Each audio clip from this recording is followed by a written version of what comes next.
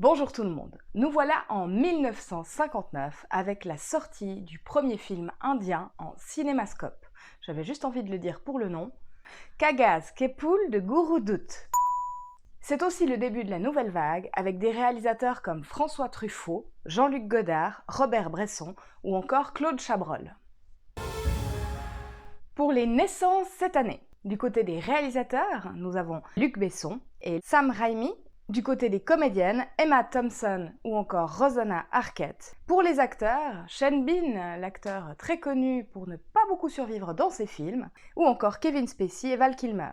Pour les Français, nous avons Victoria Abril, Didier Bourdon, Pascal Légitimus, Patrick Bruel ou encore Vincent Lindon.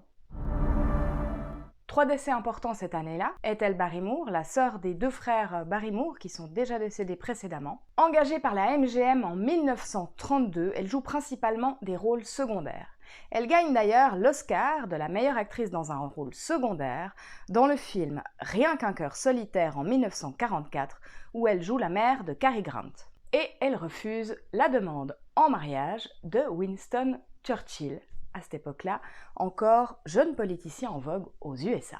Errol Flynn, qui est connu pour ses rôles d'aventure et de cap et d'épée, principalement dans des films de Michael Curtis, où il a d'ailleurs tourné 12 fois sous sa direction, comme pour le film Capitaine Blood en 1935, Les aventures de Robin des Bois en 1938 ou L'Aigle des mers en 1940, et 7 autres films sous la direction de Raoul Walsh, comme La Charge fantastique en 1941, Gentleman Jim en 1942 ou Aventure en Birmanie en 1945. Je ne vais pas vous en parler beaucoup plus parce que sa biographie est longue comme ça, donc je vous laisserai aller regarder. C'est un personnage passionné, passionnant.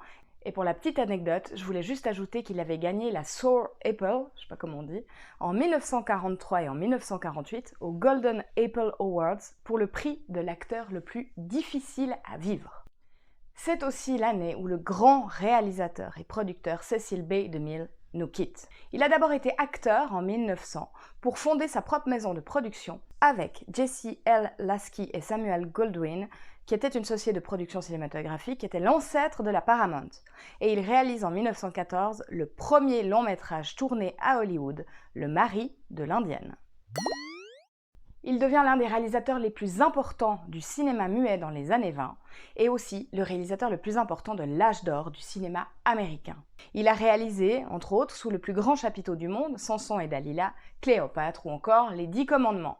Producteur indépendant, il est un des rares à avoir été complètement libre ou presque quant à ses réalisations artistiques, mais il est aussi le premier à avoir vu le cinéma comme un loisir et un divertissement.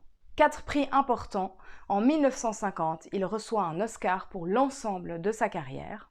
Au Golden Globe en 1952, il reçoit le Cecil B. DeMille Award de son nom pour l'ensemble de sa carrière aussi.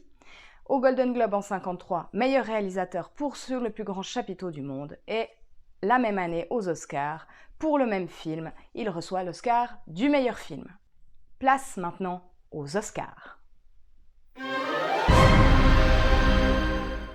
Avec 3 films dramatiques, La chatte sur un toit brûlant, d'après la pièce de théâtre de Tennessee Williams avec Elizabeth Taylor et Paul Newman, La chaîne, avec Tony Curtis et Sidney Poitier, Table séparée avec Rita Hayworth, Burt Lancaster et Deborah Kerr, une comédie dramatique, Ma tante, et une comédie musicale, Gigi, de Vincente Minnelli avec Leslie Caron. Ce film est une adaptation de la nouvelle Gigi, écrite en 1944 par Colette. Considéré comme la dernière grande comédie de la MGM, il a été le plus rentable jusqu'au film That's Entertainment en 1974.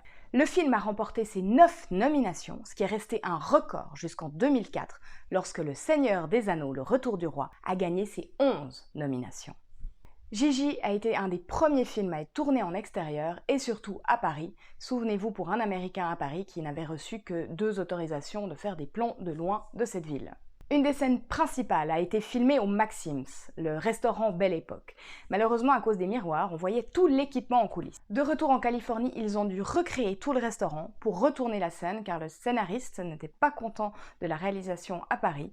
Et c'est même pas Vincente Minnelli qui l'a tourné car il était déjà sur un autre film. Et c'est donc Charles Walters qui a pris le projet à pleine main. Je vais voir le film et je reviens vous en parler tout de suite. So, it was a very terrible French accent. J'avoue que l'acteur qui est rajouté par rapport à l'histoire d'origine, qui est pour moi terrible, il surjoue absolument grandiosement, on dirait qu'il a fait du théâtre toute sa vie, mais qu'il n'est pas fait pour être derrière la caméra. Quoi qu'il en soit, le film est très intéressant. La première partie, j'avoue avoir eu beaucoup de mal. Un humour un peu caustique, voire même déplaisant. Je ne sais pas comment l'expliquer, j'ai vraiment eu du mal à la première partie. Et après, ça se renverse et on comprend l'ironie de toute la première partie, ce qui devient intéressant. L'actrice Leslie Caron joue très très bien, mais c'est vrai que ce côté où il parle anglais mais en ayant des accents français, c'est vraiment dérangeant pour moi en tout cas. Le film est donc à prendre au 15e degré au niveau de l'ironie. Il y a très peu de chansons, malgré le fait que ce soit une comédie musicale. Je trouve même que dans les chansons, ils ont plus tendance à parler qu'à chanter. Pourquoi pas? Dans cette fameuse première partie, il y a beaucoup de condescendance, de rumeurs, je pense que c'est un petit peu ça qui m'a gênée. Quoi qu'il en soit, le film est très beau, il y a de très belles couleurs, il est très bien filmé, très bien réalisé. Je vous le conseille si vous voulez juste avoir un petit peu le sourire, mais effectivement à prendre au 15e degré pour la première partie. Prochain film, Ben-Hur, que j'espère voir au cinéma. Ce sera pour 2023 car je prends une petite pause, donc je vous souhaite une très belle fin d'année et je vous dis à très vite.